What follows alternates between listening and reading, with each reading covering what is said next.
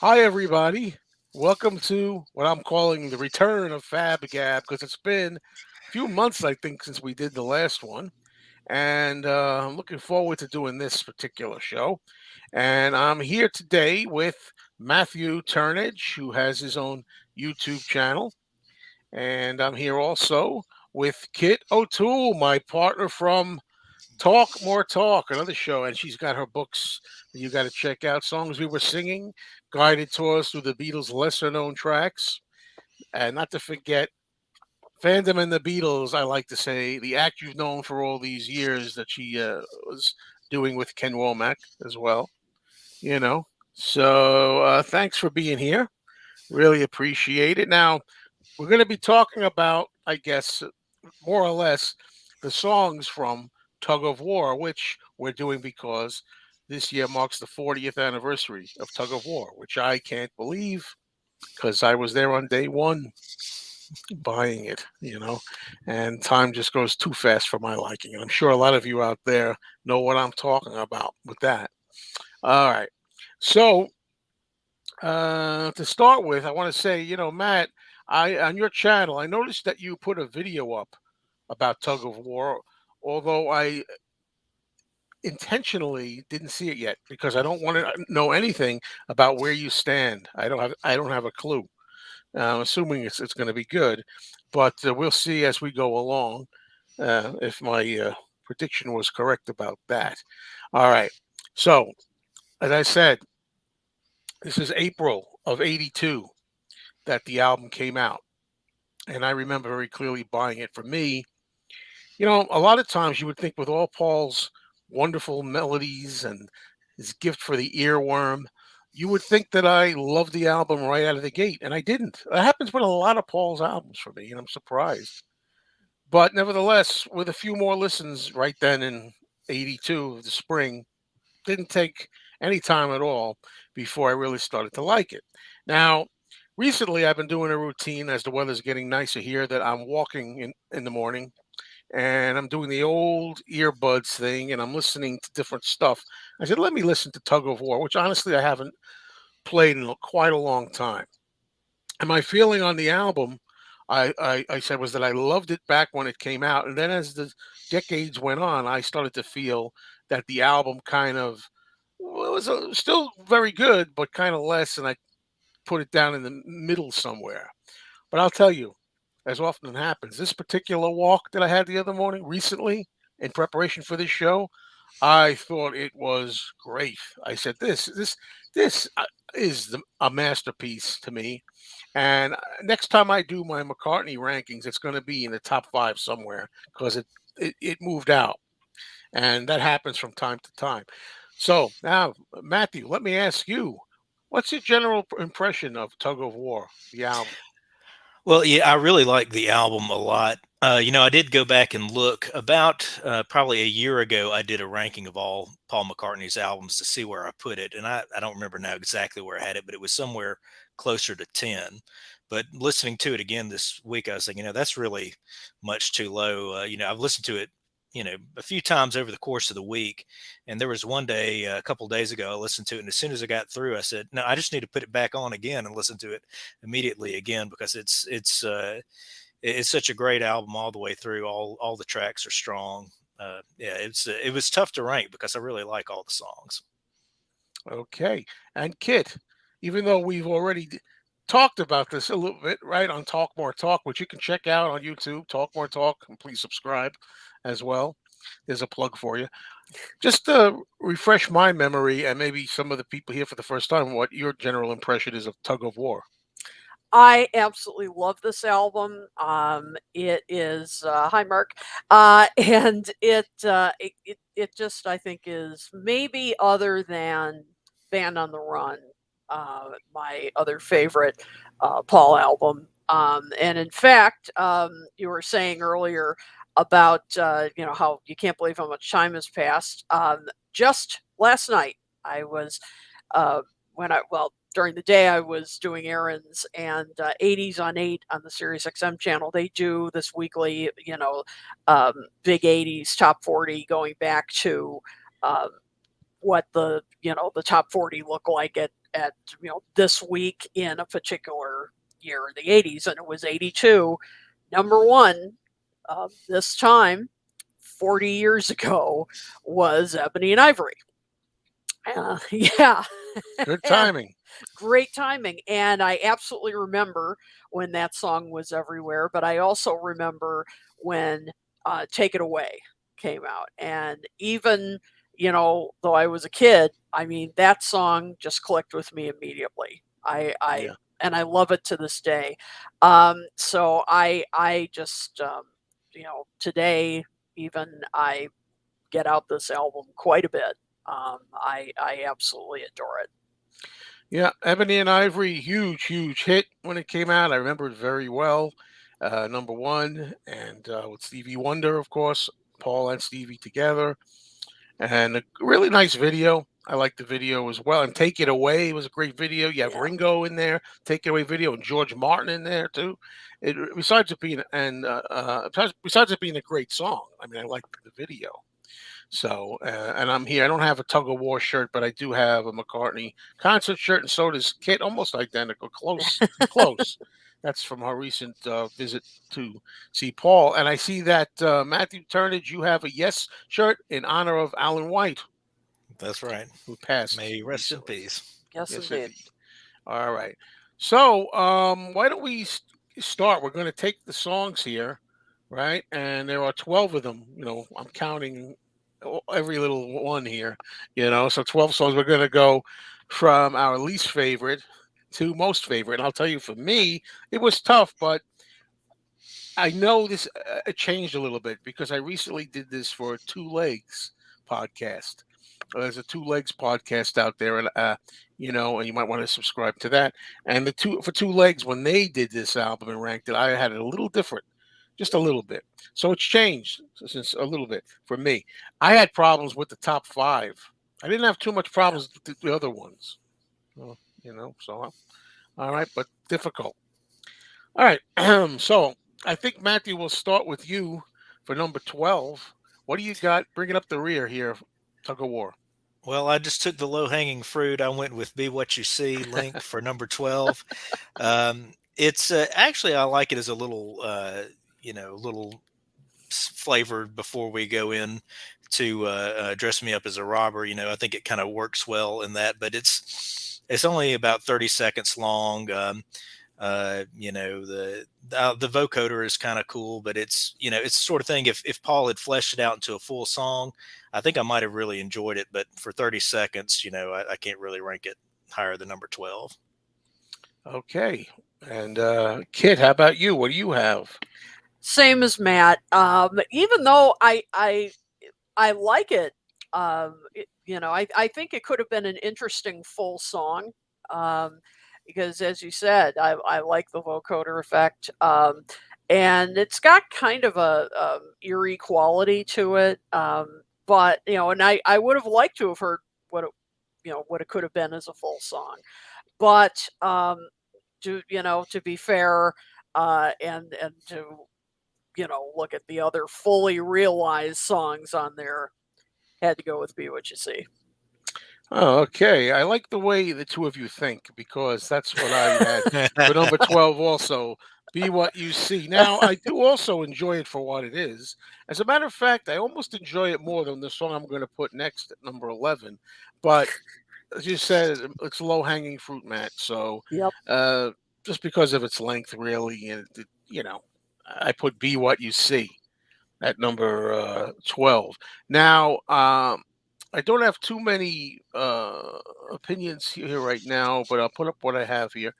Farrell McNulty says, Ebony and Ivory, such mindless pandering saccharine. You talk about your granny music. Muzak, excuse me. There you go. Okay, tell us how you feel. Tell us how you feel. Don't hold back. Now, Tim Allen, who is going to be on FaB GaB, I'm going to have him on here. I told him I want him on here from time to time, says number 12, links shouldn't really even be included in these sets. Now, wait a minute. If you're going to be part of this, Tim, you have to put links on too, just so you know, whenever we do it. And I think one of the albums I have in mind for you has a few of those kind of like linky things on it. So let's Uh-oh. see how it goes. All right, let's see. Yeah, and of course we love to rank every little thing, as Mark Yes. says. Oh, and this is a slightly off topic. Flowers in the Dirt released 33 years ago today. Oh, stop it. Really? Oh, way to make me feel old. Yeah, it's incredible, isn't it? So, oh my God. So I saw the first time I saw Paul was 33 years ago. Good Lord. Yeah, and back then I always think things like this. I think when I went to see Paul my first time in '89, I was with an older, slightly older guy, and he said to me, "Now, before the show starts, he says, now remember, this is the closest you're going to come to seeing the Beatles." And it gave me a little extra excitement. And I thought, wow, the Rooftop was, say 20 years ago Yeah. then. The old thing. And now, how is that? Was that? It seemed so old then. 20 years between the Rooftop and Paul in '89 with Flowers in the Dirt. Now, look how old 89 is older than that. It's 33 years. That's impossible. But, Wow. okay. All right. So now, let's go ahead to number 11. What do we have for song number 11? Kid, I'm going to start with you this time. Okay, well, I'm sure I'm going to have, as I've said before, virtual tomatoes thrown at me. But The Pound is Sinking. I've never really liked this song. And it's not terrible. I mean, because really, as we've all kind of said, to rank songs as the worst on here is you know relatively speaking. um but I've just never particularly cared for this song. It just, to me, it's always been a bit all over the place. For me, it changes, and not that that's always a bad thing to change in different tempo and style, but I don't know. It just, and lyrically too, it just doesn't seem very focused, to me, and it's just not a song that I go back and listen to a whole lot. I just, there's so many other songs on Tug of War that are so much better, for me, that I go back to again and again. And so this is one that I tend to skip at times. So, Oh, I Pound is see. Sinking for me. I see. Hold on, let me look. No, do I have a tomato handy? I told you. I told you. That's part. That'll be my most controversial choice, I think, Oh, that's part of of the the fun. Oh, I day. see another one as we'll get to this later. I see somebody else with a real tomato. Uh-oh. Uh-oh. Tomato. I'm saying it the British way, tomato. Okay. So, Matt, what do you have for song number 11? For number 11, I've got "Get It." No. I think it's a fine song, but really, to be honest, I think what I like about it more is Carl Perkins' vocals than Paul McCartney's for this particular song. Paul, his vocals when he comes in seems a little too soft. I like Carl Perkins gives it that good old rockabilly edge to it. And actually, my favorite part of the song is toward the end when Carl says "Go Cat," Ah, and then his laugh at the end. Those are the bits I like about the song. But as a whole, it's a nice piece of music, but it doesn't stand up to the rest of the songs for me on this album. Let's see. Okay, I see what you mean. Number 11 for me is "Get It" also. Uh, I largely agree with you. I like the laughing bit at the end, and all that, and that the way it segues into "Be What You See." That that laughing into the creepiness of "Be What You See" is kind of fun in a way. I just don't think it fits the album really. It's not bad. Yeah. I think I'd like it better in another spot, another album, another situation. I mean, I enjoy it enough. You know what I'm saying? I don't dislike hearing it. I don't dislike the song. It just doesn't seem to fit for me on this album. And because I got to put something at number 11, that's the one that I'm picking. You have a good point, Matt, about that Carl Perkins does sound better on it than Paul. I will say that. Yeah, I Hmm. mean, Carl, because he's Carl Perkins, so he's got that wonderful rockabilly uh, a voice, and he sounds like he's having so much fun on it. I mean, you can just hear it. So I agree. I on that. I think he does sound, you know, he does sound better on it. I will say Yeah, that. I mean, I like the way Paul sounds on it, but Yeah, yeah, it's definitely Carl Perkins' baby. I think he really is the standout on it. yeah, You know. for sure. All right, so well, let's see what people think here. Well, Beans is picking "Dress Me Up as a Robber" dead last. Now we're up to number 11, and "Dress Me Up as a Robber" is 11. This one should have been a link. Okay, now I'm getting out the tomatoes. Uh, now look at this. You want to talk about a crate of tomatoes? Ballroom Oh dancing no! with a capital BD. Oh, I really hate that lyric, though. I'll give you that. Big BD. I hate that lyric. But Yeah. think of Betty Davis's daughter. That's her name in the. Oh man, I'm drawing. I know the name of it. The woman's name. What's the name of the movie? Oh, all right. Maybe I'm not thinking of Joan Crawford. Oh yeah, that's Joan. I know Betty Davis's daughter. That's her name. Isn't it BD or something like that? Oh, all right. Let's go. I thought thinking of that movie with Joan Crawford. I thought you meant her daughter that gets smacked in the face, but I forget the name of it. Mildred Pierce, I think. Oh yeah, I got mixed up. All right. What's that you're doing at number 11 for Beans? Way too long for him. All right. Robert S., aka Rob Scura Music. Dress Me Up as a Robber. Number 11. Oh, just want to say hi to Dara. Just hello to us. Hello, Dara. There you go. B.D. Hyman wrote the book about Betty Davis. And she also has a role in, I believe, Whatever Happened to Baby Jane. I think she's in the movie. Okay. All right. There's a little, so you never know what you're going to get. You could have a little We'll Betty detour there. Davis trivia. You know, we're into the top 10 for what that is. We got rid of some weak links, we thought. But now let's see what Matthew has to start at number 10. Big BD. I got ballroom dancing at number 10. Yeah. Now I do like the song. When you first told me you want to do Tug of War, Joe, the first thing that hit my mind is, okay, I know what my bottom two are. And then as I was looking over the list, I was like, man, this is going to be really hard to rank. So all these from here on, I really do like a lot. But ballroom dancing, it's a bouncy tune. It kind of lightens the mood, because you inside one with Here Today, so it's kind of a more sort of somber, reflective note. You flip the album over, and then side two. Now we're going to come back with something a little bit lighter, a little more upbeat, maybe a little more fluffier. The lyrics are all Paul is kind of thinking back to images from his childhood and things like that. Actually, it's one of my favorite songs to sing along to when I'm listening to the album. Mm. But it's to me, it's compared to some of the ones I've got later on in the list, it's a little inconsequential, I guess. Okay. Thank you for your thoughts, sir. All right. And Kit, let's move on to you for number 10. What do you got? All right, I've got Get It. So I actually wasn't that far off with you guys.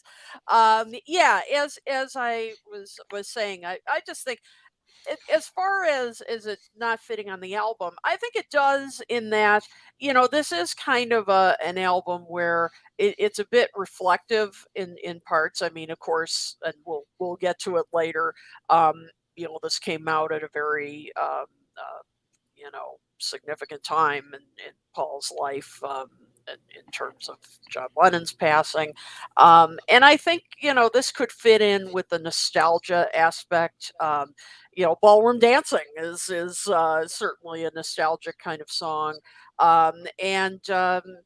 This is Paul, uniting with one of his childhood heroes, his musical heroes. Could it have been a better song? Yeah, probably. But it's a cute duet. And as I said, Carl sounds like he's having a ball.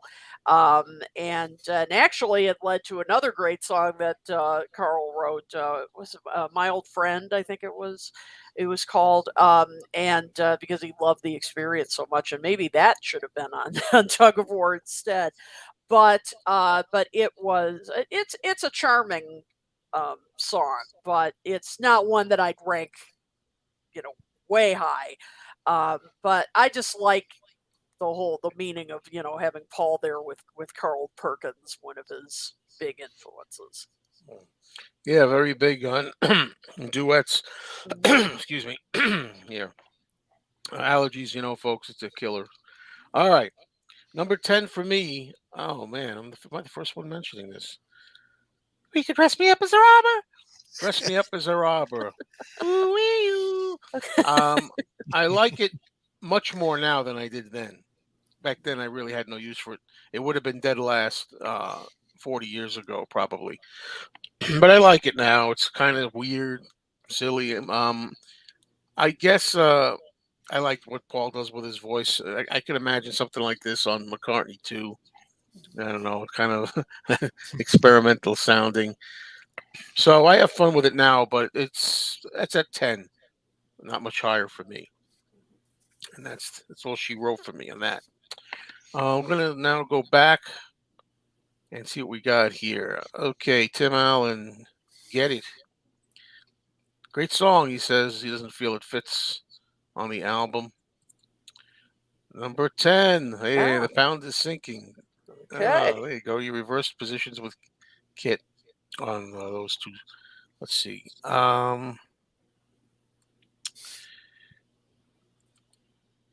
What's that you're doing? I ask Paul this whenever I hear this song. Oh, Robert, Uh, yes. I know Kit's not going to be happy with that. I know, I'm sure. It doesn't surprise me that she's not too happy about that. All right, let's see. Um, Oh, Dress Me Up as a Robber was used by the BBC between programs back then. interesting. All right. And Dara has Ebony and Ivory at number 10. Okay. Yeah. I'm curious to see how Ebony and Ivory does. It's one Yeah, of me too. my biggest curiosities here. All right. Kate, we're going to start with you for number 9. Okay. All right. So number 9 for me is Dress Me Up as a Robber. We're pretty close. Um, I've just always had kind of a soft spot for this song. I just like the chord changes in it. Has, I don't know, a little like slight jazz tone to it. And I like the some of the lyrics. The lyrics are kind of it can be a little goofy, but as you said, Joe, it's sort of his um it is kind of his goofier side. And I mean, yes, it's not as um consequential as you were saying, Matt, as some of the other songs we're going to profile in just a little bit.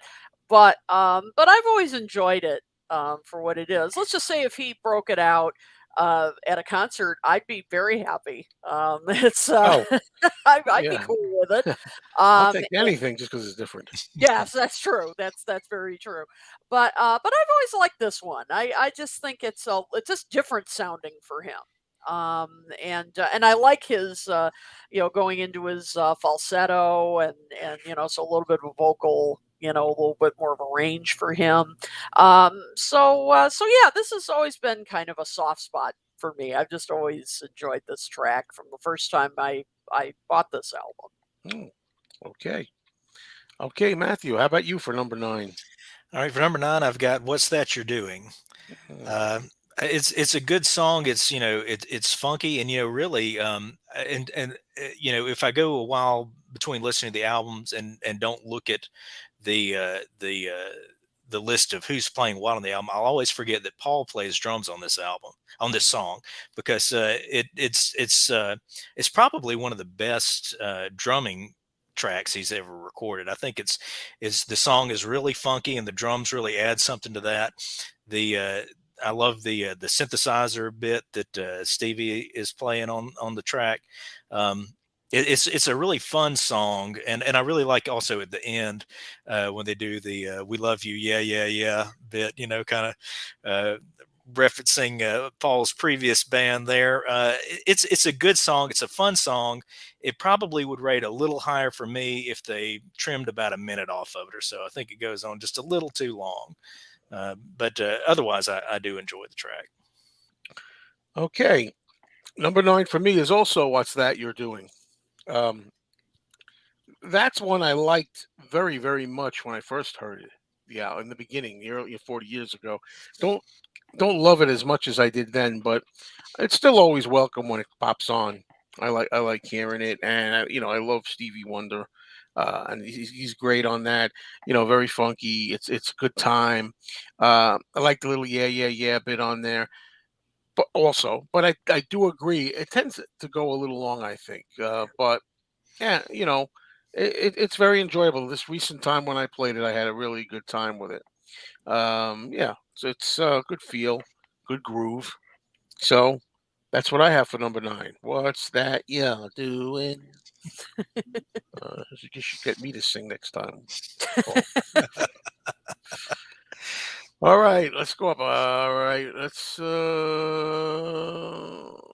Well, number 10, Farrell said he had "What's That You're Doing." Number 9 is "Get It."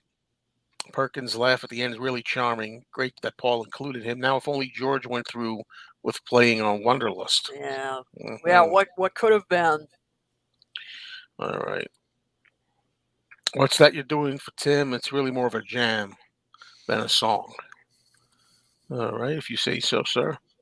I guess so. Uh, Going back to talking about "Dress Me Up as a Robber," the appeal is the melody, the chords, and the arrangement. The lyrics are not the strongest. Yeah, I can agree Yeah, with that. I can. Yeah, That goes without saying almost. fair enough. Ebony and Ivory, number 9 for Beans. Much more enjoyable for him in '82. Still think Robber is missing a lead guitar part toward the Hmm. end. Huh.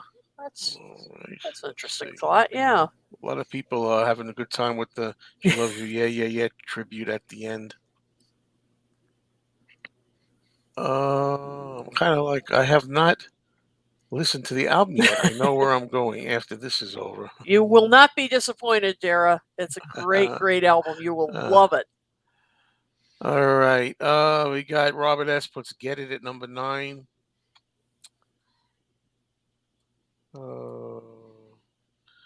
Uh, yeah, Joe. Paul's going to pick you over Stevie to sing, and I said on the next album, but maybe I mumbled it too much.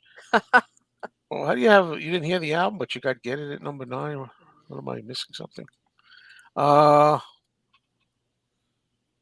okay. Yeah, yeah. John. John did the "Loves You, Yeah, Yeah, Yeah" tribute first on "All You Need Is Love." All right. Okay, folks. Let's move on to Matt for number 8. What do you got? Okay, here's where the tomatoes I think are going to come my way. Number Oh, 8, I Uh-oh. have Wanderlust. oh Um, boy. No, no, just kidding. now Just kidding. this song actually the melody of this is great, and I especially love toward the end the counter melody bit, where he sings "Where Did I Go Wrong?" It's that at the same time as the main melody is really good. It's probably one of Paul's best vocal performances on the album. But everything that I like about this song, I like from a technical standpoint.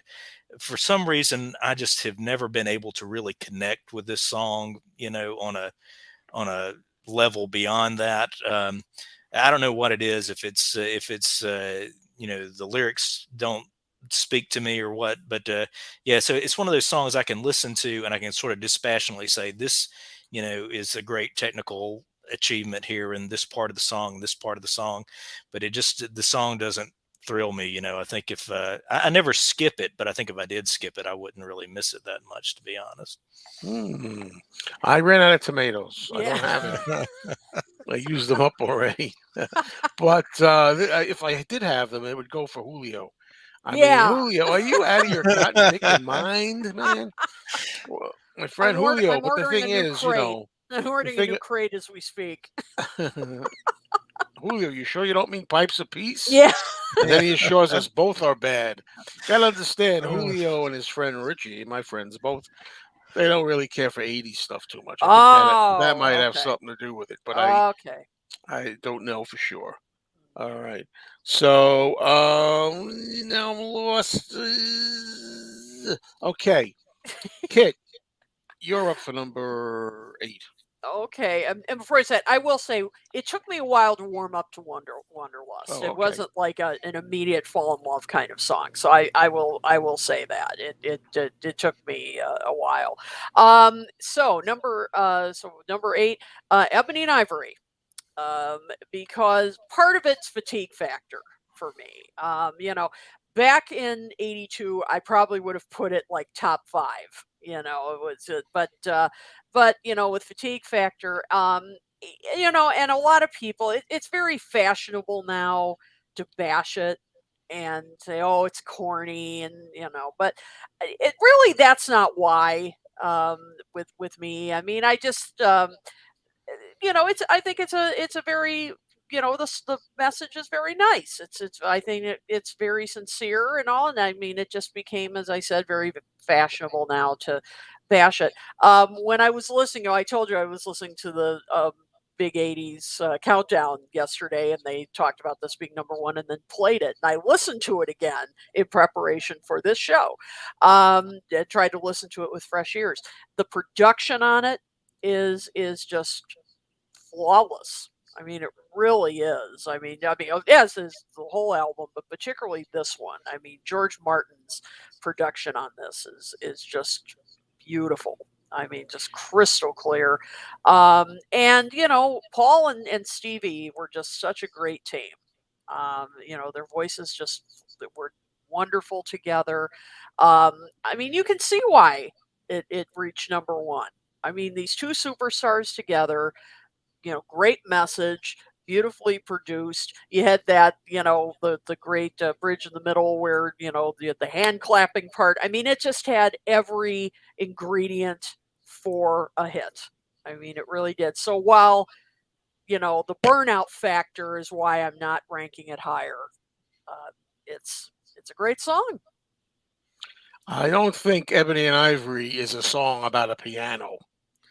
Very good. Come on, Julio. Nothing gets past you, Julio. Boy, Julio, come on. It's used as a metaphor. Come on, man. But but anyway, how did I would have gotten into this eventually, George Martin. I would have eventually got into, talking about him, I'm sure. But I should have really mentioned at the top, and thanks for reminding me now, Kit, that he is exceptional. I mean, he helps this album spark, be sparkle, besides the fact that the songs are good to begin with and everything. The production is amazing, amazingly clear and sterling. I loved it then, and I love it now. And I think Paul owes a lot to George Martin for this one. Absolutely. Yeah, and this album is an early example of digital technology in the use. It was recorded in analog but mixed in digital, which Yeah. for 1982 was pretty unusual. Yeah, and you can really hear the quality. I mean, it's just the crystal clear recording. Still sounds great today. Yeah, Mhm. and it didn't need, in my opinion, it didn't need to get redone when the archive set came out, get remastered or whatnot. I was surprised at that. The first thing that leapt out at me was as soon as you hear the first track was how great the production is. Back in the day when I heard it, and although I came to really enjoy McCartney too, I think that's another factor that weighed in the favor of this album. A lot of people didn't get McCartney too. A lot of critics didn't like it, and then they fell all over this one, calling it Yeah. a masterpiece. I think even in Rolling Stone they might have called this Paul's masterpiece at I the think so. time. You know. Yeah, I think the review said this is the album we always knew Paul McCartney could make, or something like that. Yeah, I think you're right. Yeah, Yeah, that's coming from them. That's saying a lot. That's at the time. that's for sure. I'm going to do number 8 now. That's where I place Somebody Who Cares. And I'm kind of surprised it's actually hasn't been mentioned yet, to tell you the truth. Because I mean, I always enjoyed it from day one. That one, I guess. It's not. It's nice. It's nice. It's nothing outstanding to me. It's not going to be amongst Paul's greatest songs. The lyrics are pretty good. It's got a nice sentiment. You know, um, about when you're feeling down and everything. There's always somebody. Maybe it's obvious, but it's nice to hear that. So you remember that whenever you're having a low moment. Somebody who cares. But yeah, I'm surprised even looking at it on my list that I actually put it that high, to tell you the truth. But that's where it struck me, especially this recent time when I was listening to it. All right, so we finished with number 8, and now I'm gonna go back a ways here. Okay, let's start with this one from Tim. Ebony and Ivory, he prefers Paul solo. It's not quite as obvious as a duet, which is just a little bit too preachy for him. Let's see. Number 8, Ebony and Ivory. Robert S. As I approached this ranking, I really thought that this nausea inducing song would be lower. Wow. Man, tell us how you feel. Whoa, that's tough. Robert, I can't believe it. Oh man. I'm looking for I got a lot of other numbers here, but they're not like in the right order. Okay, Somebody Who Cares, a good tune, but that album is full of them. Pound is Sinking at number 8 for Tony. Hey, Tony. Somebody Who Cares at number 8. Um, I lost when I do this. The scrolling went out of whack. I'm sorry. Okay, Fatigue Factor, yes. Though Ebony and Ivory is a clever little song. It is clever. Yeah. All right, I go along with that. Let's see. Take It Away at number 8. It's kind of low. So Zeech Calzone. And hello to Al. Says, I like Eddie Murphy and Joe Piscopo's Ebony and Ivory version better. I think that skit helped turn the tide toward that song. I remember it too.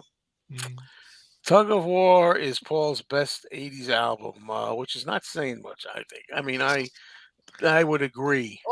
Getting out the tomato, Joe. For sure. Above and beyond. You know who I really wanted on this show? I didn't think really at the time to ask about Tom Frangione. Because I think that's his favorite album too of all Beatles solo albums, I think. Oh, really? Yeah. Gotta check that with Ken Michaels. I think that's the case. Let's see. Well, I'm trying to. Yeah, so Zeech Calzone. I like that. All right. So now we'll go on to number 7 and start with Kit 7. Okay. I'm actually including What's That You're Doing? Because I've got to get my Stevie duets in here. And right now, kind of like what you were saying, Joe, if you ask me another time, I could rank this differently. But right now, I do like What's That You're Doing, partially because as you guys have already said, it's a fun jam. But I also, but I think Paul's vocal on this is really good. I mean, Stevie really brings out the funk in his voice. I mean, you didn't hear this much from Paul. I mean, maybe when he did Say with Michael Jackson, you heard it a bit there. But I think I like how Stevie kind of I think inspired Paul to explore his voice a bit more, and you really hear it on this. And they just sound like they're having so much fun, and I'm sure many of you out there know, full disclosure, I'm a huge Stevie Wonder fan. So, Oh, uh, yeah, so no, yeah, no. I know you're shocked, So Joe. you tell me. Yeah, and, Yeah, I knew that. so these two together on record, I mean, this is just huge, for me to listen to. So I just love this duet. I think it's really a lot of fun to listen to. Wish they had done more. And so I give this right now the edge over Ebony and Ivory because it's just so darn funky. Wow, very, very good, very good. All right, Matthew, you're up for number 7. All right, my number 7 is "Dress Me Up as a Robber." This is one of the most fun songs on the album for me. It really swings. I think it's definitely the most danceable song on the album. I like Paul's falsetto vocals in there. The Spanish guitar bit that he plays in there is really cool too. Yes. And he plays a really nice bass on this track too. It's one of his best bass performances on the album, I think. Um, yeah, it's got that little guitar lick in it too that leads it off is really cool. There's just a lot of interesting things going on in the song musically. Now lyrically, it may not be one of the best ones on this album, but I do kind of like the lyrics. They're fairly simple. And I kind of like his little. Sneaking in a little protest bit, sort of like he did with Calico Skies. At the end, when you could dress me up as a soldier in this song. He kind of liked to every now and then slip one of those bits in on a song that wouldn't necessarily sound like a protest song, and I think that's kind of interesting. Although it does kind of make me wonder when he does that if that meant he couldn't think of another verse, and so he just was going to that well. But I think it's a fun song. It's like I said, I think it's a really good dance song too, which is always nice on an album. I'm really Wow. glad you're giving it attention because I just, in recent years, everybody, so many people like to put that song down, and I don't understand why because it's really a great. I know, but I mean, but you're not alone, Joe. You're not alone. I mean, Yeah. it's just really. I mean, I'm really glad that there's some defense for it today. I love it. I just can't. I'm trying to imagine me back in the days when I was going dancing to a song like "Dress Me Up as a Robber," and I can't imagine that. I'd probably be like Not the that. beginning, maybe. I gotta try. Sing me, doesn't matter. I'm still in. I'm getting crazy. In love with you. Dress me up as a sailor, but I'm never gonna see. Trying to get it, but that's it. That's what we're here for. Different opinions. Okay. Like for mine, for example, which I got to be the first, I think, to mention, right? This out of you, Ebony and Ivory at number 7 for me, which is still respectable. I liked it a lot when it first came out. I think fatigue a little bit. Got in the way. Well, you mentioned this before, Kit. I think I'm lost. Okay, but anyway, be that as it may, there's a little fatigue in this for me, Yeah. and the sentiment is always one that's powerful. It's going to be one that I think at times we're doing a lot better with that sentiment, and I hope that it stays getting improved over time. But I think there's always going to be a little need for this kind of song, unfortunately, one way or another. And I like the way you have, Stevie Wonder together with Paul, and one person representing the ebony side, other one representing the ivory. Very clever idea, and I like the whole thing, Julio, with the keyboard. Yeah. So there, actually, like comparing it to the keys that the lyrics. They work side by side here. Why not there? In the other way, I kind of love that. I think it's maybe people thinking a little corny over the decades, get a little corny these days, but it gets a lot of disdain these days, and I'm not 100% sure why, in my opinion. Okay, so Ebony and Ivory at number 7 for me. Right. All right, and I know some people have already weighed in on their Ebony and Ivory thoughts, so let's go back here. Okay, Mark, you're on the same page with Kid again, number 7. What's that you're doing at number 7? Oh What you're well. doing? What's that you're doing? Okay, I thought another song, Beatles song there for a minute. Okay, let's see. Um, Somebody who cares. It's the lyrics. Everyone back then was all about I really care, I really care. I really do. I love the instrumentation and the melody is very nice. Um, yeah, with Paul and Stevie, you've got two super power songwriters who can play lots of instruments. And yeah, they do sound great together. I go Yep. along with you there. Yep. Somebody who cares from Tim, a nice song, but very forgettable. Well, yeah, I don't think it's so outstanding, but somebody who cares from Robert S. The other me, I think. Oh no, wait, scratch that. Yeah, yeah. I think that's what. Yeah, the other album with the other me. I don't know which Uh-huh. what the laugh out loud comes from, but that's pretty funny. Uh, Ballroom Dancing, good tune, number 7. The top 7 was easy. All right. Let's see where are we at here. Yeah, yeah, Christian. Yeah, it was everywhere. Ebony and Ivory, big hit, It was everywhere. and the video as well. Yep. All right. So that takes us to number 6. We're getting closer. That's Getting another closer. album. Uh, all right. So Matthew, let's start with you for number 6. Well, my number 6 is Ebony and Ivory. Um, yeah, I think that this song, I understand why it gets the criticism it does these days, but I think it has kind of, the pendulum has kind of swung too far the other way. I actually did a video on my channel a couple weeks ago called "In Defense of Ebony and Ivory." I really think it's a really strong song.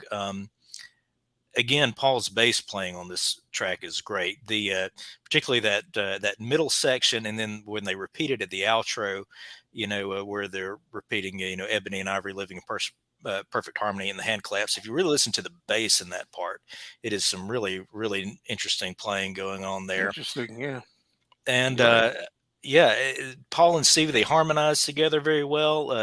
The lyrics are simple, but it's I think it's sometimes good to keep things simple and direct. I think this is one of those songs where it works well. I think if I remember right, Paul's inspiration on that uh, ebony and ivory analogy comes from like a Spike Milligan joke where he was kind of, commenting on racism using the piano keys, and Oh, Paul, really? I didn't know yeah, that. yeah, I I'm think pretty so. sure I read that. Oh, Yeah. wow. Yeah, So much so originality. yeah, Mhm.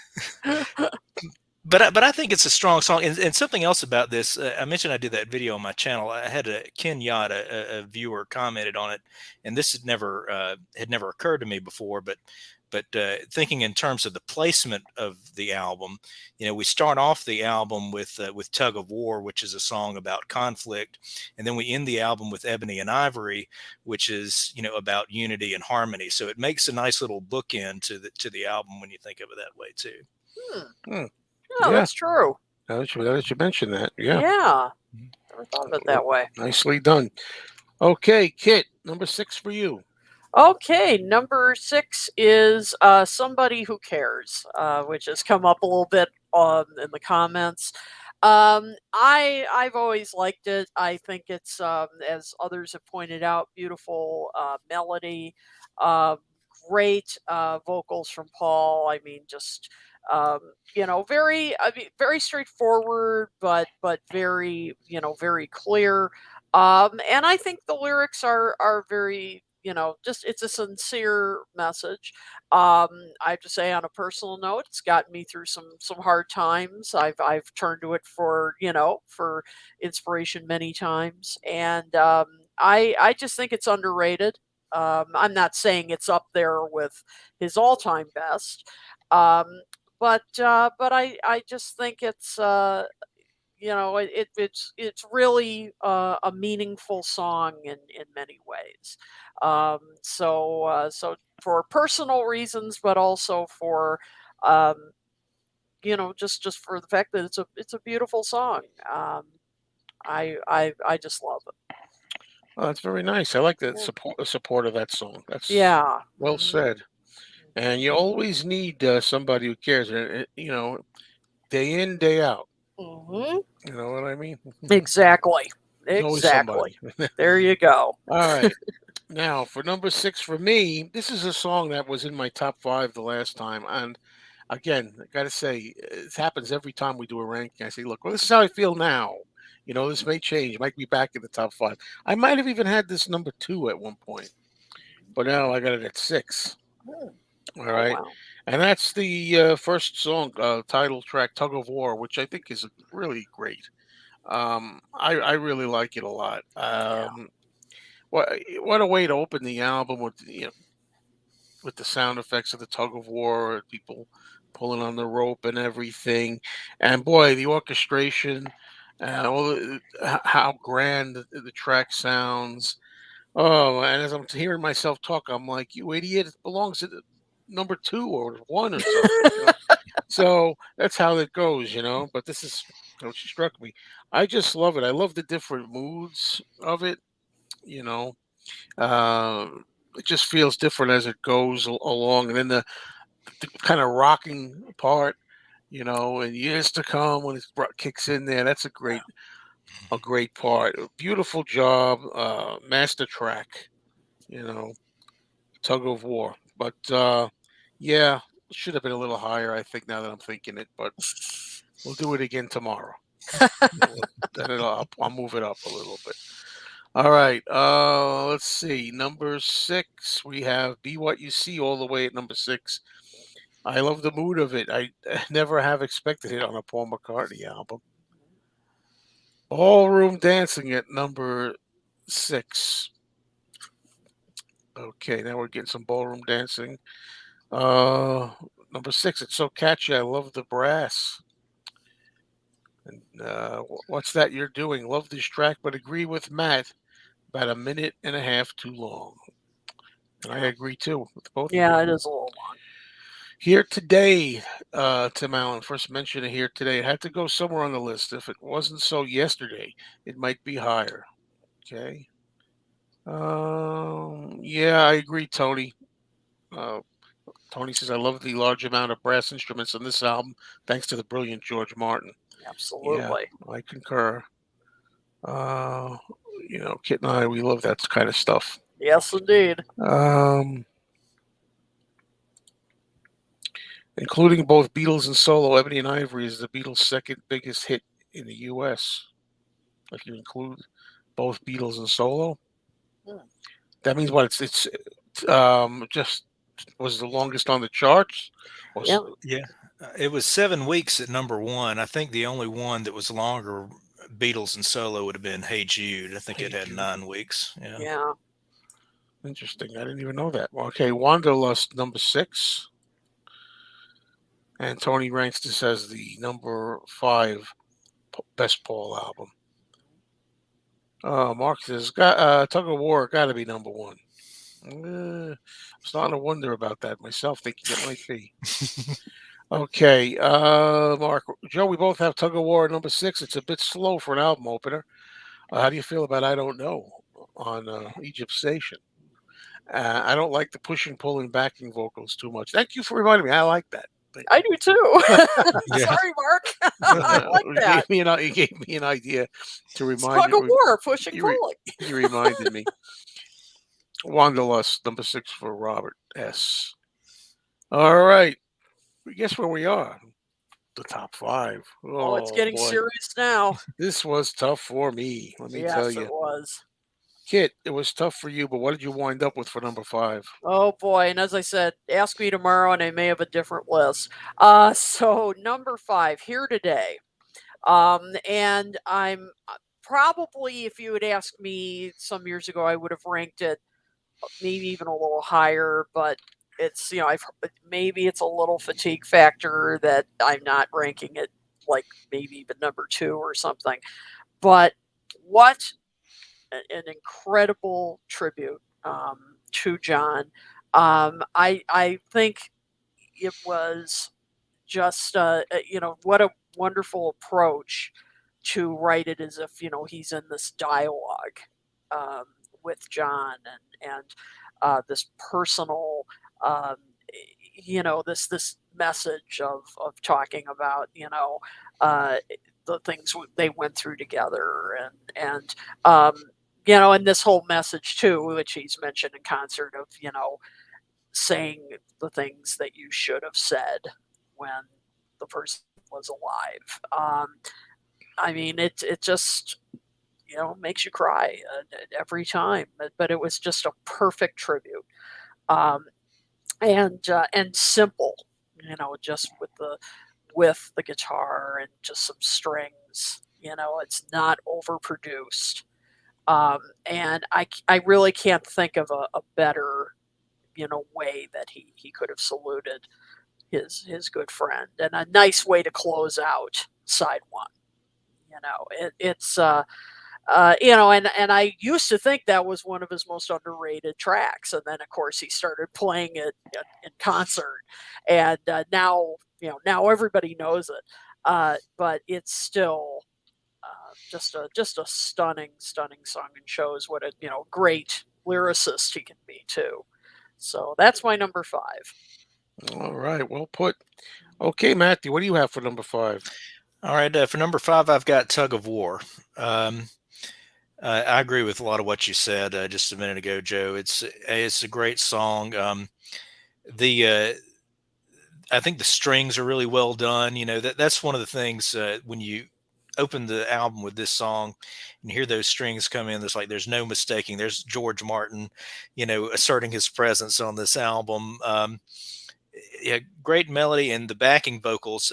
That's something I haven't really talked about a lot yet on this album. But we had the Wings years. We had Paul and Denny and Linda is sort of the vocal trio, and now this album and on this track we're starting to move into that Paul, Linda, and Eric Stewart period. And I really like that blend of vocals too. Maybe not quite as much as the Wings era, but I think they made a good vocal blend too that we hear on several tracks on this album.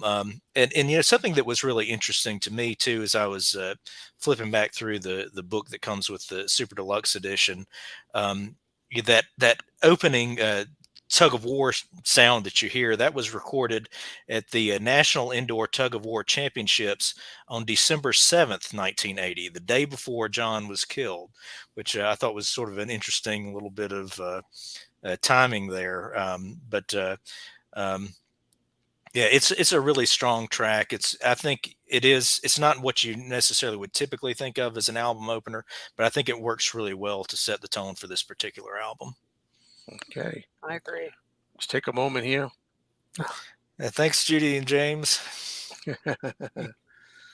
All right, thanks, Matthew. Number five for me is where I placed this time. The Pound is Sinking. It made my top five. It didn't the last time, but switched it around. Tug of War, kind of with this. I don't know what it is. Uh, Different topic for Paul to tackle, maybe. Talking about that kind of thing, the value, and you know. Um, Also, I love the changes in both the vocal and Paul sings it a little different in different parts, and his voice goes up and down. He gets very intense later on. Starts almost rocking. It's that screamer voice, and the tempo. The tempo as well. Both the vocal and the tempo change. Uh, it's funny because I don't usually like that too much. It depends. And in some songs, I complain because it goes all over the place with that. But in other songs, if it works for me, you know, I like the changes, and I think that's what I like best about it. It doesn't hurt any having the coin sound and everything in there, which I think is a nice novelty in it. So that's how I started out my top five. All right, let's go back here. Working on it, folks. Um, okay, number five is Ebony and Ivory, Mark says. And Robert S. agrees with Kit here today. Tug of War for Dara Roberts. Beans has here today. Dress Me Up as a Robber. I think it's the bass that makes it. Farrell says. I could do without the falsetto, but it's a great track overall. And Take It Away, Tim Allen says, a great pop single. Here today at number 5. There you go. I just want to say this now. This is a great show. Oh, Tim. Oh, Thank you, Tim. And we'll have you on. Especially because you you got said the gig. that. Ebony and Ivory from David Skidmore, number 5. To me, it sounds like a children's song to a degree, but that ain't a bad thing. And Paul is certainly not against that. Judy and James Webb say this is the last really good Macca album other than Flaming Pie. Okay. Hit that like button, folks. You said it. I didn't. All right. Oh, I'm sorry. It bounced again. Here Today should have been the 3rd single. I don't know if it worked as a single, in my opinion. Yeah, I don't know. I mean, it's a wonderful song, but yeah, I don't know. It would be a little too. Yeah, we'll try to get that remedied a little bit, Tony. A lot of people, that's why I was going to stop FaB GaB, and then a bunch of people said they really liked it. So I said, "Oh, okay, let's do it." And I have fun doing it. Don't get me wrong. Bring back FaB GaB. Oh, Stephen Schnee. You got to put Stephen Schnee's jokes in there. You got to do that. Oh, man. Yes, indeed. You're right about that. You're not kidding. Leave it to Schnee. Yeah, yep. I know what you're saying. That Tim, we've talked about things. All right. Last one in this one. B. O'Sullivan, one of Paul's top 3 albums of all time. You bet. I agree. All right. Let's go to number 4, Matthew, and you could start us off. All right, number 4, I have The Pound is Sinking. This is something else I haven't brought up yet, but Stanley Clarke plays bass on a few tracks on this album. This is one that he's on, and plays really, really well.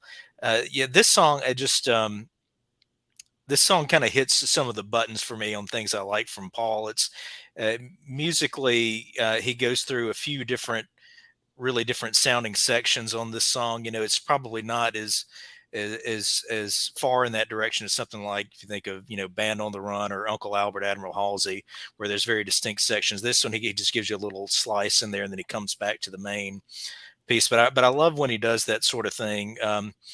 The lyrics, if you just read the lyrics, you would think this is a terrible topic for a song. This is the most ridiculous thing to write a pop song about. But I think that's why I like it, is because it's just so off the wall in terms of what he's talking about. And, yeah, and you something have that different, unusual. Yeah, and then you've also got that bit, one of those sections. You've got that really sort of English sounding voice he sings in the "Well, my dear," that section. I like that bit, it just goes through a few different phases, very different phases in the song, and it's just so odd. That's the sort of thing I love from Paul. Something that's kind of really off the mark a little bit, or off the wall a little bit from him. Yeah, I agree with you a lot on that one. Okay, thank you, Matthew. Number 4 is where I placed Here Today.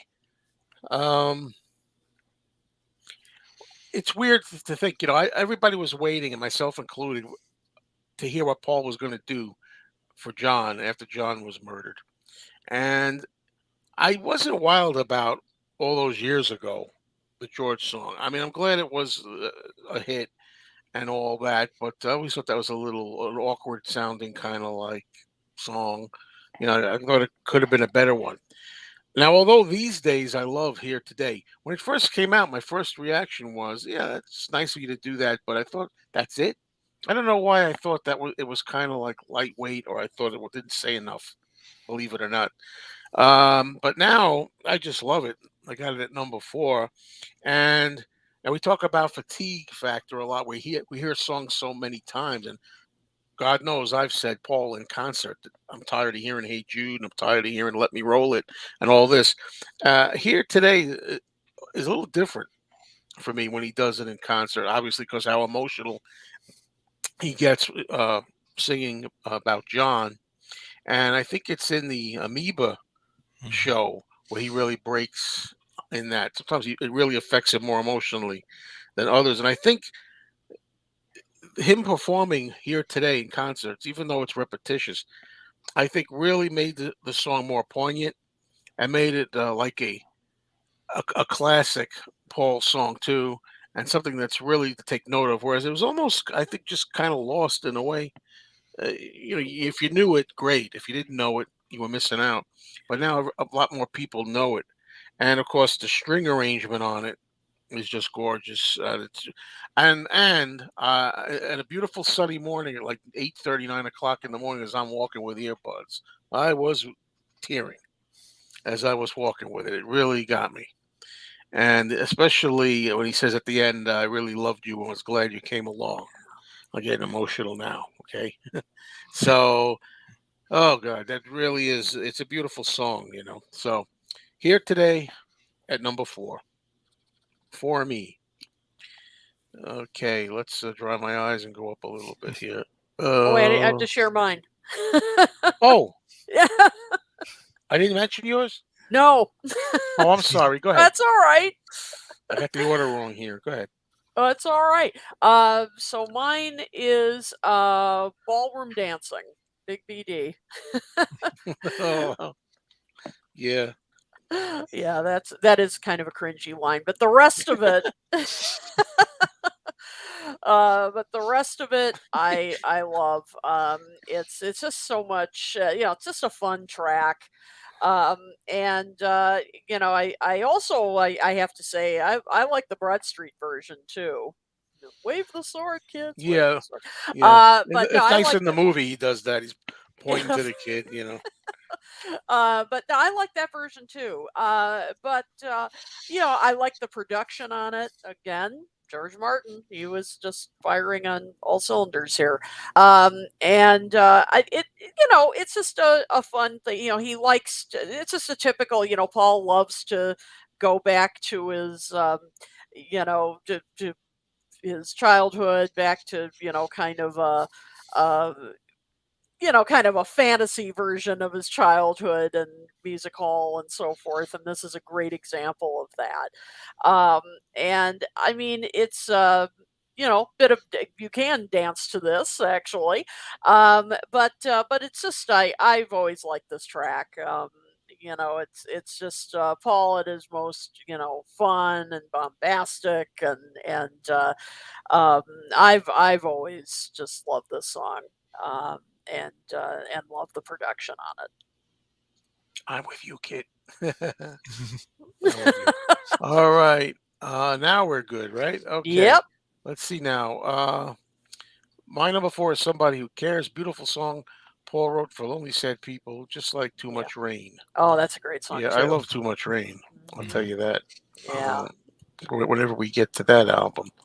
Mhm. Uh, Somebody Who Cares at number four. Pound is Sinking is a great song.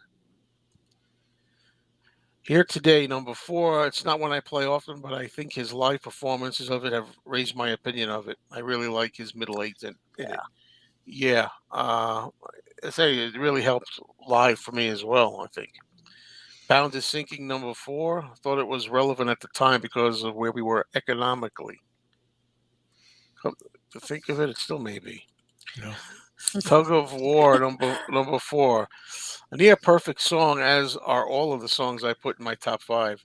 I love it when the what does it say? Electric guitar crashes in.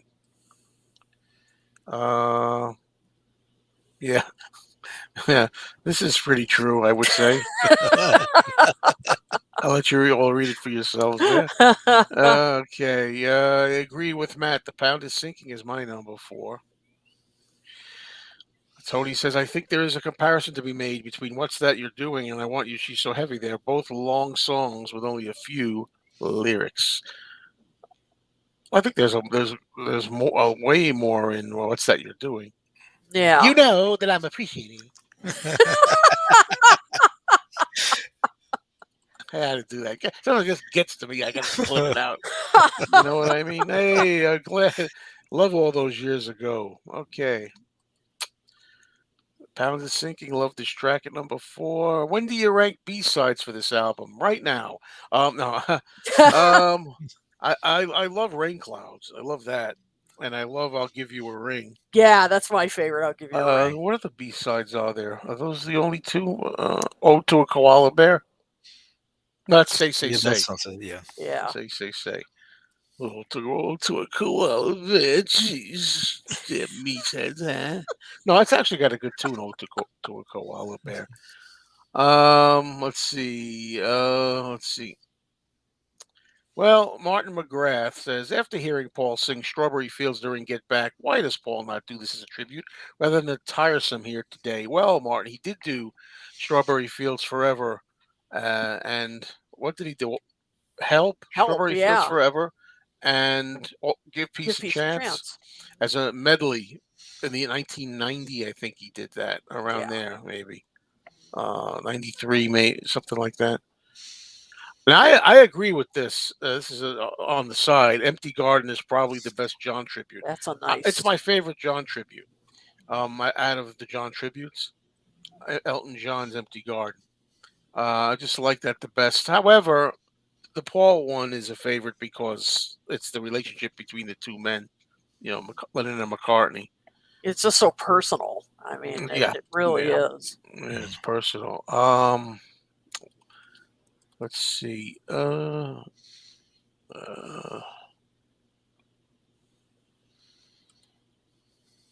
The big difference is that "I Want You, She's So Heavy" is a fantastic song. Boy, he's letting all his claws out today, Robert. Man. I don't know what's going on. Okay. I mean, I can't read some of these. All right. So that's what we'll skip ahead now and go to number 3, and we'll start with you, Kit. Okay. Get my notes here. All right, number 3, Tug of War. I just think this is, you guys have said it, uh, very well, but just a great album opener. I think it's the perfect opener for this album. The crowd noise at the beginning. Well, Sergeant Peppery, I guess, when you think about it. But just a beautiful, beautiful song.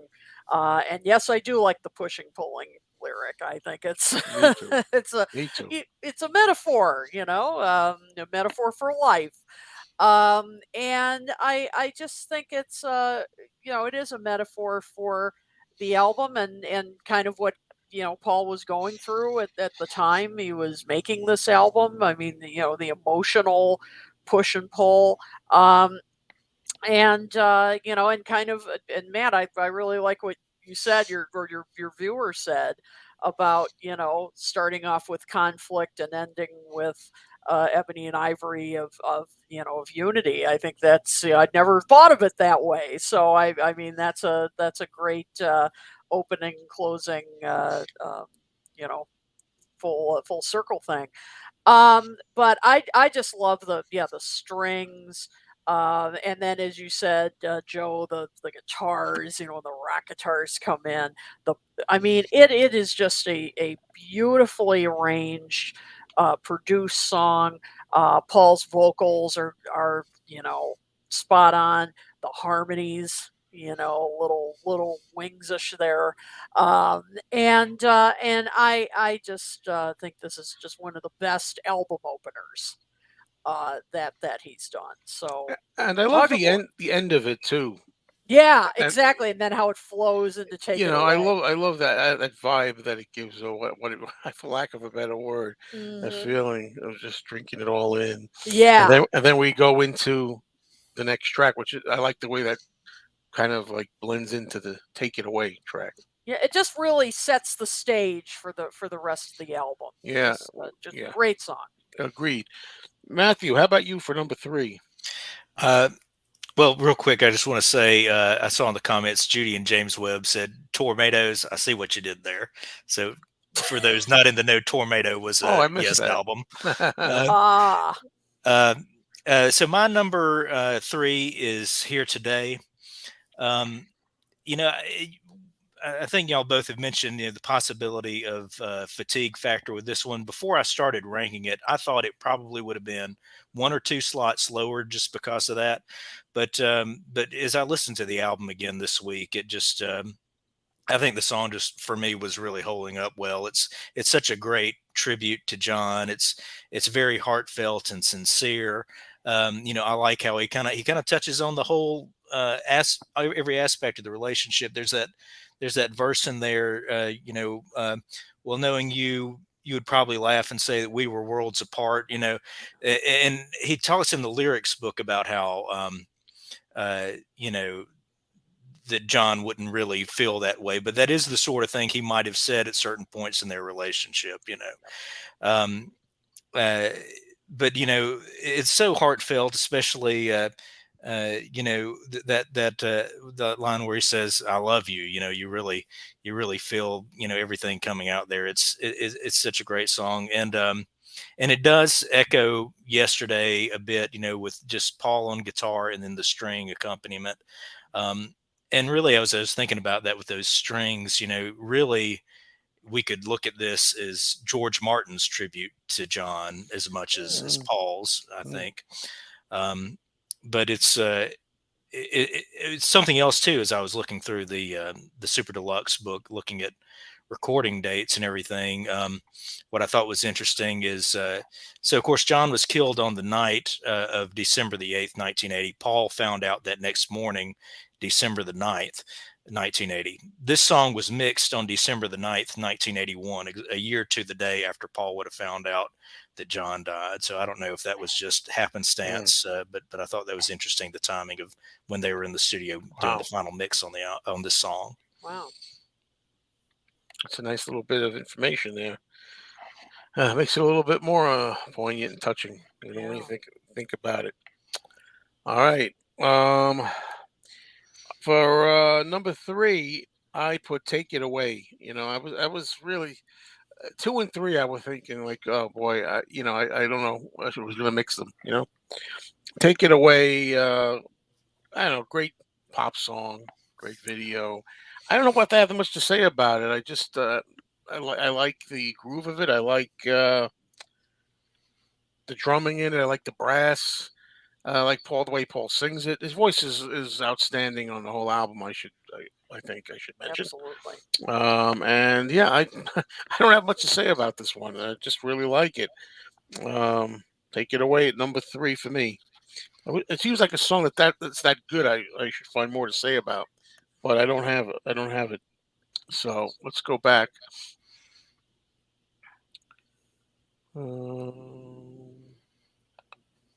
There's stuff I want to put up that's not like numbers, like other things too.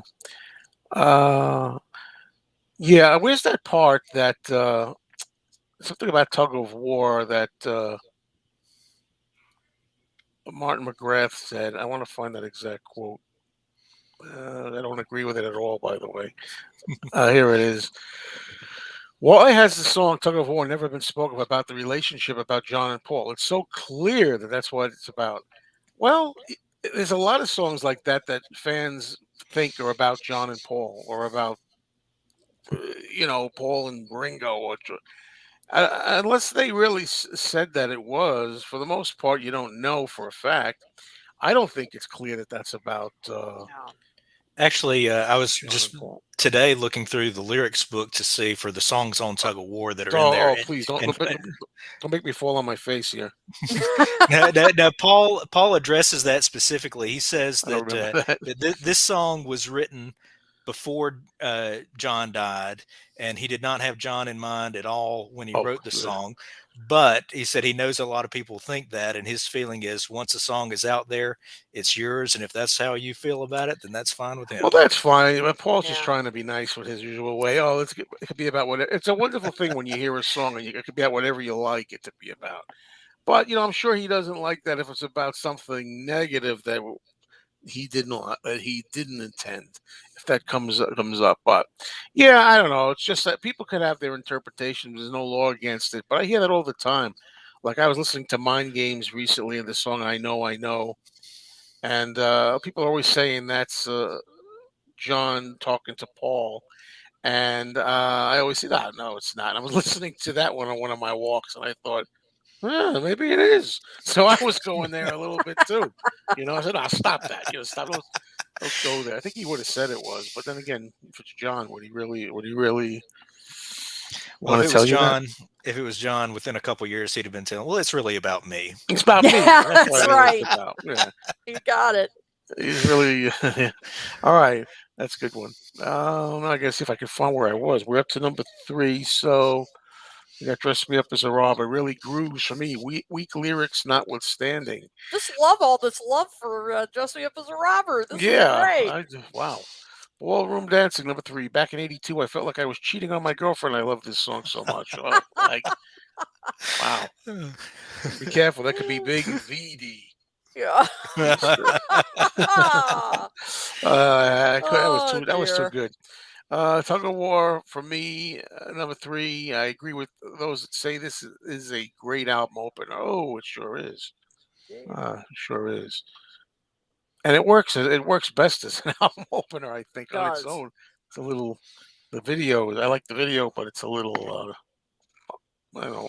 That doesn't relate to much just by itself. Let's see. Here today, number 3.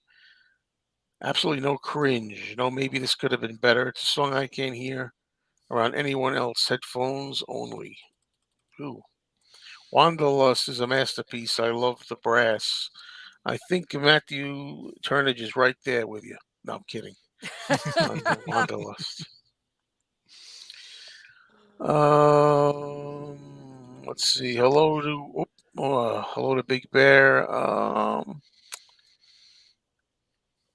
might have missed a few here.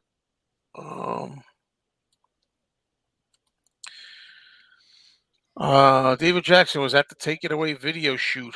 Has to be his number 1. There I got Paul's autograph and George Martin's too there. Wow. Jeez. That would be okay. The only thing missing is that you should have been there in the video replacing John.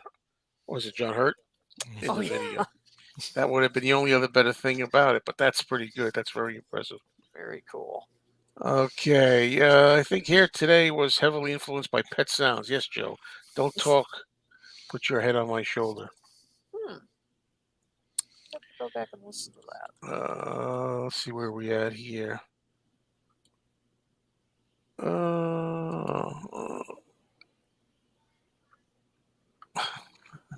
Thick ropes and Tug of War. All right. There you go. That was a great piece of information from Matthew Turnage about the song Here Today being mixed on the day after John passed a year later. All right. Now we got 2 tracks left. So we're going to start with Matthew Turnage for song number 2. All right, my number 2 is "Somebody Who Cares." Wow. I think it's a really strong song. I like again, Paul's got a Spanish guitar in this one too. Stanley Clark on bass again, but and those panpipes I really like too in that one. They have add a little nice flavor to it. But I think what makes the song for me is the lyrics. One of the things that I like about Paul in terms of recurring lyrical themes of his is his empathy. That line in there, "I know how you feel." When he sings it, I believe it. Yeah. But when both of you guys talked about this song, you both kind of made mention of this. I think we all go through times in our life where we need to hear the sort of thing Paul is saying in this song. I know I've had times in my life where I needed that sort of message. And I love that he does songs like this from time to time. "Who Cares" on Egypt Station is another one, kind of in that vein, that I really like. Somebody mentioned "Too Much Rain," another great song. And Paul, even on that other one too, with the bullying that you mentioned, he knows how you feel. And that one too, I do. I care. That kind of thing.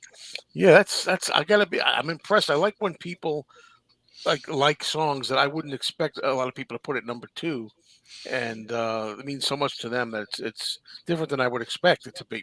I expect it to be lower than most people's, so that's very impressive. So thank you for that. Now, Kit, what do you have for number two? Okay, my number two, sorry, Matt, is Wanderlust. As I mentioned earlier, it took me a while to appreciate. This was not like an instant fall in love kind of song, but over the years, I've really learned it's just grown on me so much.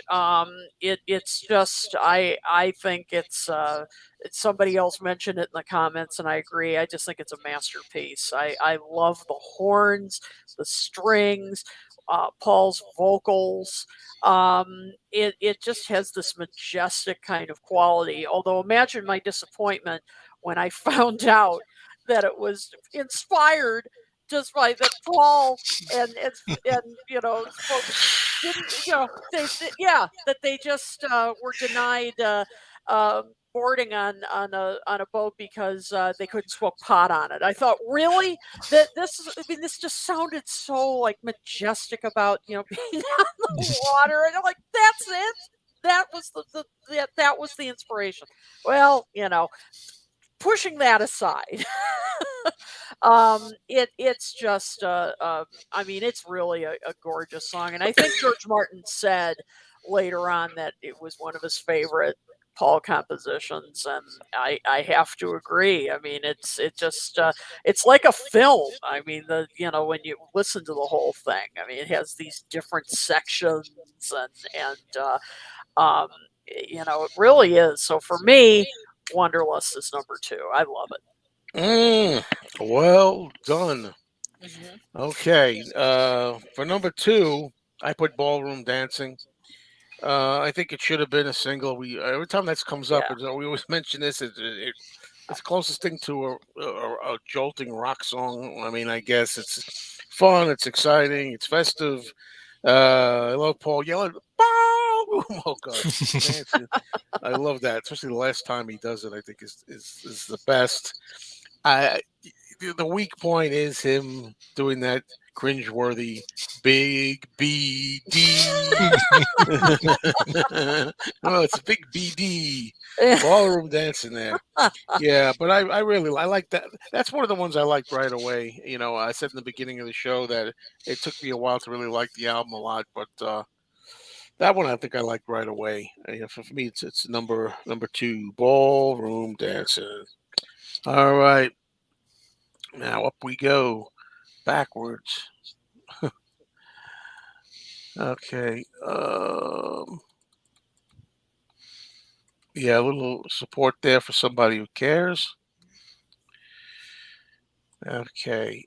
Number two, Take It Away. Single might have done better had they chopped the opening chords and started with the chorus. Doom, doom, doom. Doom, doom, doom, doom. Backing vocals on the end are fabulous. Number two, Ballroom Dancing should have been the third single off the album. I agree. I Number agree. Pound is Sinking, number two. Let's see.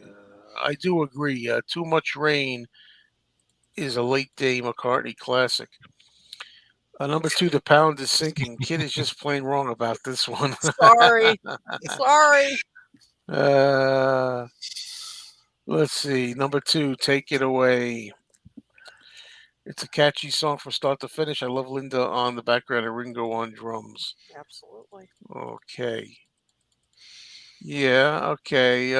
Well, she stole my thunder a little bit, Martin, but it's gonna come a little bit. Sorry. But Sorry. uh, and Martin thinks it isn't a grower; it's a Stonewall classic that hit you right in the face from the first listen. Well, Well, I I agree. in my But defense, this album came out when I was 10 years old. And and when I bought it, I was a little older than that. But yeah, for some reason for me it was a grower. I don't know why. Just didn't strike me yeah, right well, away. that happens, sure. But it happens, yeah. Take it away. Number two. Love how the melody in the verses just explodes at the end with the brass. What a nice follow up to a beautiful album opener. Okay. Since Robert S. is being aggressive today, let me just say Wanderlust is totally overrated. Sorry, Kitten Joe and Tom Hunyadi. This is a whole different side of you, Robert. Yeah, I don't know. Wow. What, did somebody pee in your cornflakes? What happened That's today? exactly what I was going to say that. Yeah. Thought, I don't know. Maybe Oh man. it's a family show. Oh, number two, take it away. Great song. What is this? That story about Wanderlust is definitely a case of the pot, including the tugboat Ebony. There you All right, go. let's Love it. see. I'm skipping some stuff. Yeah, Paul's lyrics in general mean nothing, but can mean everything. Wanderlust is stunning, and I've never listened to it and thought about drugs. Me neither. Me either. You But know, that's the but we'll get to story. that. Insane.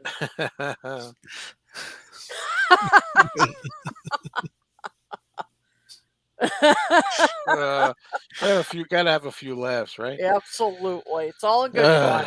All right, so now we're up to number one. And Kit, you're gonna go first for number Oh one. boy. Okay. Well, my number one, some people have already mentioned. Take it away. I love this song. And this was an instant, even when I was 10 years old, even at 10, when I heard this, I just I love it. It is like the perfect pop single, but it's just a well constructed song. The bass, love the bass on this. Um, Ringo's drums, fantastic. The harmonies, Linda's harmonies on this are terrific. Um, the the lyrics, of course, talking about, referring to Brian Epstein. And, again, this album has nostalgia on it. So this is a perfect example of that. Um, I mean, I love the middle eight. Has some great harmonies, some nice chord changes. Um, it is just the perfect single. It really is. I've loved it from day one. Still play it. Never get tired of it. The video, we've kind of referred to that already, but the video was terrific too. Um, and encapsulated the meaning of the song. George Martin was in the video, as was Ringo, of course. So it just I think was one of just a classic of Paul's. If he brought it back to his tour today, I would love it. Wish he'd do it. I don't think he's ever played it live, has he? I mean, I don't think so. I don't think so. Yeah. I mean, I was thinking that was just the other day. That would be a great choice for him. yeah. I mean, would love it if he'd bring it back live. But I just one of my all-time favorite Paul songs. Yeah, well, that's of all his songs, huh? Oh yeah, one of my all-time favorites. I'm not saying number one, but right up there. All right, great. Okay, Matthew, what do you got for number one? Well, Kit and I may have been on a different page on Wanderlust and The Pound is Sinking, but I'm right there with her on Take It Away. That's my All number right. one. It's so catchy and it has so much energy to it. I love Paul's vocal on it. I love the horns throughout the whole Yes. song. Um, uh, the backing vocals, yeah, those are also great, and that's another one with Eric Stewart's kind of in the mix on that one too.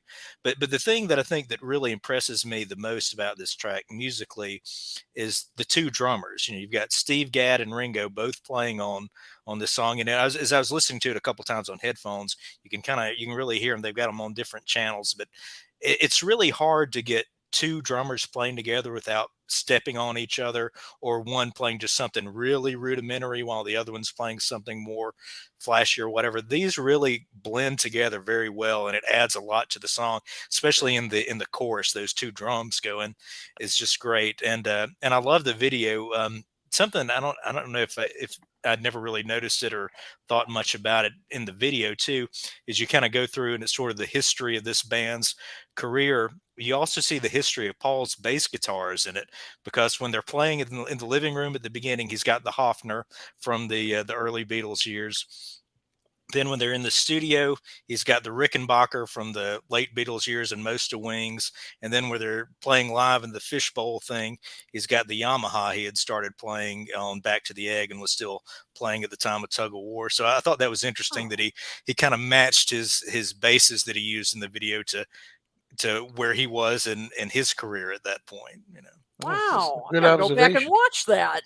Yeah. I think I missed that. I just know I like when George Martin's on the piano going dee, dee, dee, dee, dee, dee, dee. Yeah. He's like that. And Ringo's in the back going like that. That's all I'm thinking of when I watch it. But That's yeah, a cool detail.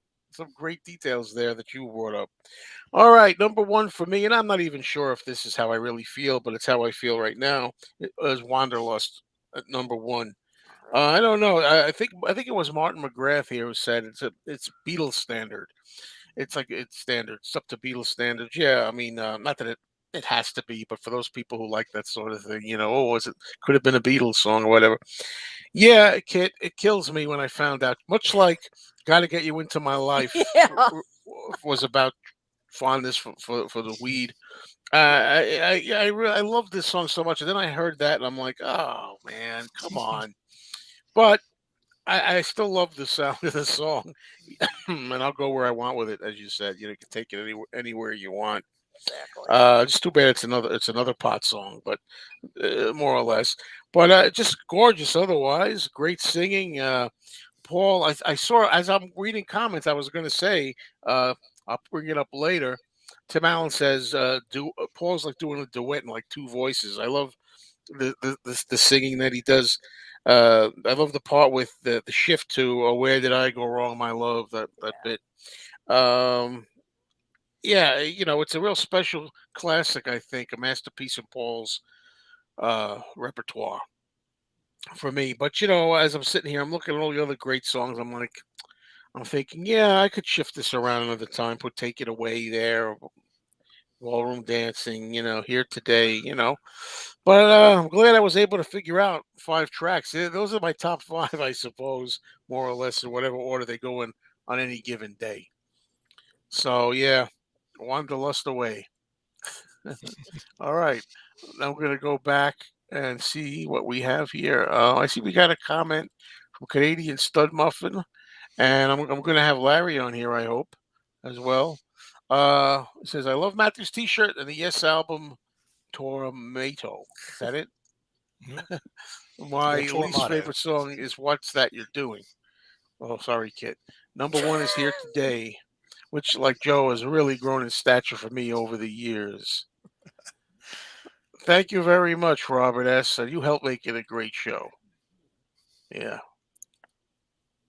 Hit that like button. Oh, you said it again. I didn't.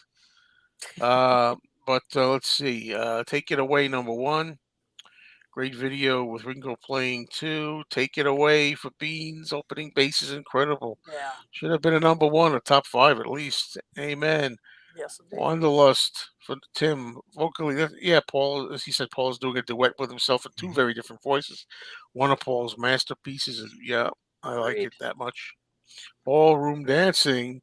Great melody and production. George Martin turning a clarinet into a trumpet, a la the chicken guitar on "Good Morning, Good Morning," and fun lyrics. Big BD. That's going to be running Da-da-da. through my head Yeah, all it's catchy day. as hell. That It part, is.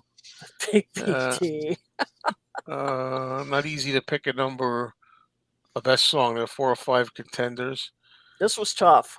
"Tug of War," the title track. We got some different stuff here. It's a beautiful song about the competitive relationship between John and Paul and global conflict. I don't think John and Paul think about each other as much as we do those days. But who am I to say? Yeah, because really, I honestly, the John and Paul relationship did not. I mean, certainly when I was John, that didn't. But I mean, even as the years went on, I thought about it as more global conflicts. Yeah, that's what I always thought. Yeah, but as Paul said, you can. Hey, but if it interpret works it for as you, you want. terrific. Best thing about these rankings is it sends us back to the songs. Indeed. Makes you think about it. Tug of War #1, a beautiful song, which is a hell of a cinematic way to open an album. Yep, Yep. especially the harmonies and the strings at the end. And then Robert S., the Big BD #1 ballroom dancing, Big BD. Should have called it that maybe, but yeah, Take It Away would be a great concert opener. Oh, wait a minute. Oh, it bounced again for me. Oh,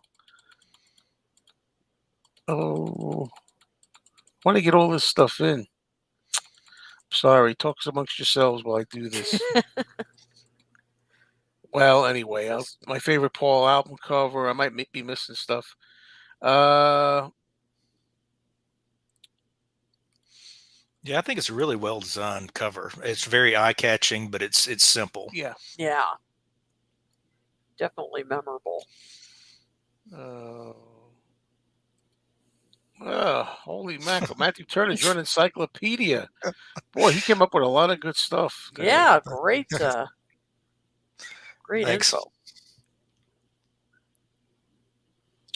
There you go. Anyone saying this was Paul's last great album, have they not heard Flaming Pie or Chaos? Crazy people. Yeah, I agree with you. There's some people don't even like Flaming Pie, I've heard. Oh, I Believe it or love not. Flaming Pie. And yeah, Okay. Chaos. That was an album that grew on me over time, and now Yeah, I oh, yeah, that's really another like one. it. That's another one that had to grow on me. Yeah. Penny Lane, you're in my ears and my eyes, and you say Wanderlust is my #1 choice on Tug of War. What's it, Mal? I'm so glad that FaB GaB is back. It doesn't have anything to do with me. All right. And Tony DeMayo says, I thought it was awful of George to agree to play guitar on Wanderlust, then he didn't. Plus, he had Paul and Linda singing all those years ago, but hid their voices in the mix and you can't hear them. Whoa, on that note, thank you, everybody, for joining in with this edition of FaB GaB, which is now going to be spelled. I used to have a hyphen. Now I took the hyphen out, and it's FaB GaB with an exclamation point. FaB GaB! Hey! Exclamation point. So, yeah, this has been a blast, as it always is. As I always say, I don't have a special time to do these. Now, I don't want it to go months like last time. I like to do at least one or two a month, at least two a month, maybe, if not more. So I'll let you all know when another one comes around. I know people having a lot of fun with this, and they're glad that I continued. So thank you, Kit. Thank you, Matthew, for being here. And let's find out what you are up to, Matthew. Do you have any other videos you want us to check out, or anything coming up?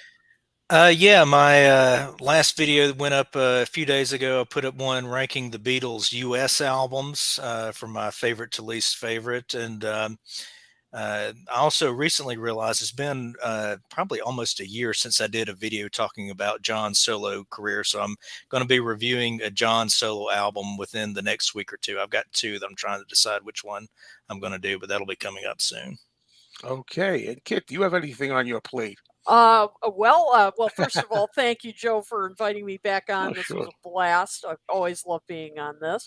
Well, of course, we did our last Talk More Talk, which is up on our YouTube channel, and you can find it on virtually any uh, podcasting service that you subscribe to. We do that every other Monday, 9 p.m. Eastern. We don't have our next topic yet, but of course, we will let you know as soon as we have it. And I will be on Paul or Nothing. I'm not sure when it's up yet, but you can follow me on Facebook and Twitter. I will let you know when it goes up, and it will be Sam Wiles is interviewing me about this, my concert experience in Orlando. So be on the lookout for that. And of course, it's Matthew Turnage. Yeah, just Matthew Turnage, nice and simple. There you go. Well, everybody, thanks again. And we'll be doing this again. And if you have anything you want to share from this and you want to tell people about, tell all your friends, but be careful what you say because you never know who may be listening to you. Never know who. Take it away. All right. So long.